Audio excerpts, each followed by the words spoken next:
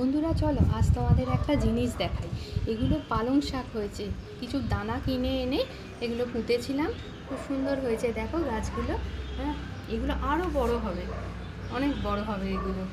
আমার একটা পাখি আছে, দেখো চলো দেখায়। ওই পাতাগুলো ওকে দিলে ও খুব সুন্দর খায়, ও খেতে খুব ভালোবাসে। আরেকদিন তোমাদের দেখাবো। হ্যাঁ বন্ধুরা, এগুলো হচ্ছে পুঁই শাক। হ্যাঁ এই পুঁই শাকগুলো দেখো কত পুঁই শাক হয়েছে, ছোট ছোট ছোট ছোট। হ্যাঁ এগুলোও দানা পুঁতেছিলাম। আর এগুলো হলো পেঁয়াজ পাতা, কটা পেঁয়াজের ওই একটু গাছ মতো বেরিয়েছিল, ওটা পুঁতে দিয়েছিলাম।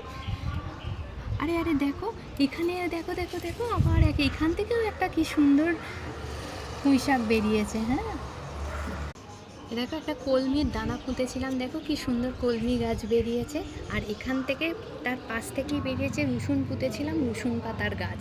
হ্যাঁ এগুলো দেখো চাউমিন করতে, পাস্তা করতে, অনেক কাজেই আমাদের লাগে এই গাছগুলো বাড়িতে থাকলে।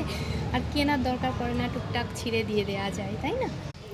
আর এই দেখো এটা হচ্ছে টমেটো গাছ, টমেটোর দানা পুঁতেছিলাম, কি সুন্দর গাছটা হয়েছে, ফুল এসছে। তোমরা এখন দেখালে বুঝতে পারবে না, যখন ফুল টমেটো হবে তখন তোমাদের আমি দেখাবো গাছটা। হ্যাঁ দেখো আমার কারি পাতা গাছ। হ্যাঁ দেখো গাছে আবার কি সুন্দর ফুল হয়েছে, দেখো।